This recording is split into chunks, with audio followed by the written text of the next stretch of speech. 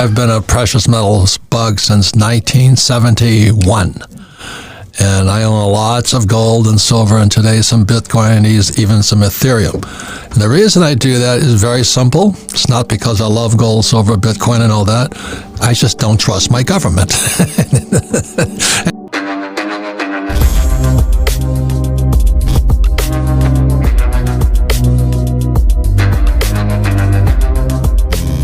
If you trust our government, trust the dollar, trust the stock market, trust Fauci, trust all those high-paid government, academic elite bureaucrats to watch out for you, then fine, But I'd rather trust gold, silver especially, because they're God's money. God put them here on earth. Really, since about 2000, the precious metals market has outperformed the stock market, which has been great for people, because how do you purchase an insurance policy and actually get paid back, right? And that's what I think of gold and silver. It's an insurance policy against all of the money printing and craziness that, the government does. Some of the metals and materials that were made when the earth was formed, and it's limited. Right. Unlike a paper dollar, there's only so much gold, so much silver, so much platinum in the ground that we can pull out.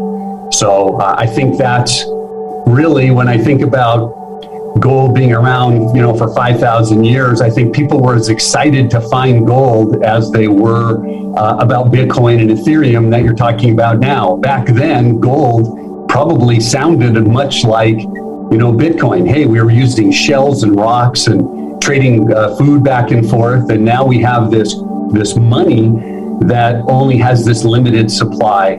And it stood the test of time. 5,000 years, no other currency in the world has ever lasted that long.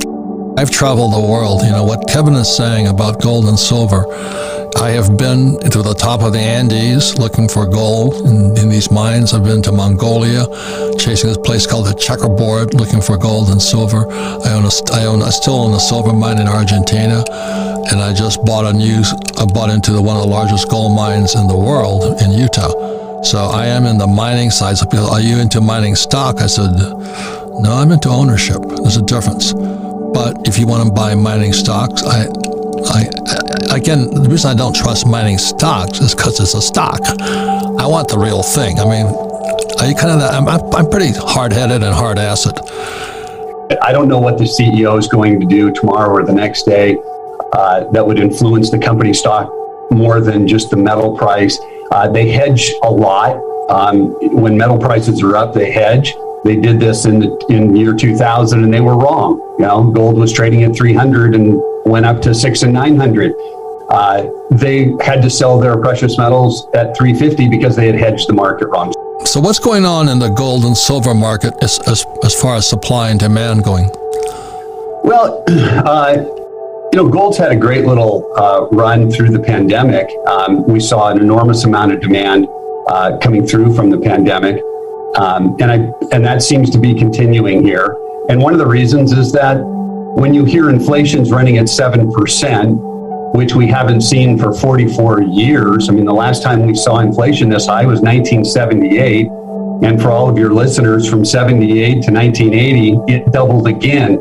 Inflation went up to 14%. A lot of money printing back then, so a lot of money printing today. So the demand for things like Bitcoin and Ethereum and precious metals have been high, and I would suspect that we're going to see continued high demand, especially when they start raising interest rates and the stock market and other markets, may have some problems. Again, it goes back to what I call the fake market, the human-generated market.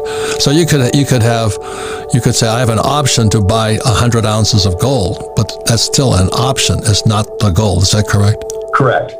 Yeah, and there has been times in the past 10 years where you had an option to purchase it, and there wasn't much silver to purchase. So prices continued to go higher, and a real problem. The physical material sometimes gets very difficult. We've had a couple in the past 4 or 5 years with the U.S. Mint just completely running out of silver, and prices have skyrocketed. So physical in your hand usually is, in my opinion, and yours, better than holding the piece of paper that gives me the right to potentially take it physically. And that's one of the reasons I stay away from the dollar, because it's fiat. Fiat means government decreed. That means Biden saying, trust me. He can't even remember his name, but he's going to say, trust me. But anyway, and then Kamala, oh my God, the border czar, whatever she is. And they open the border up and going, oh my God. Yeah. Are we nuts? Has this country gone nuts? Well, a little bit. And from a financial standpoint, you look at a few things. You look at scarcity of computer chips, of metals, that is what happened in 1970. For anybody who wasn't around in 1970, you had to get in line to get gasoline, if everybody remembers that, right? Some of those same things are starting to happen. And then you look at the inflation rate, all the way back to 1978. I don't believe anybody thought that we would get an inflation rate at 7%, still have interest rates below 3%. So, you're a real estate expert. What happens if inflation stays at 7%, mortgage rates? 9%? The real estate market would get crushed at 9%. It would probably fail dramatically at anything over 6 or 7%, if I had to guess. So this inflation rate that we have and the scarcity of products out there or materials is a big caution sign, I believe, for people over the next couple of years. Higher interest rates, so on and so forth, will naturally follow if they can't get this inflation under control.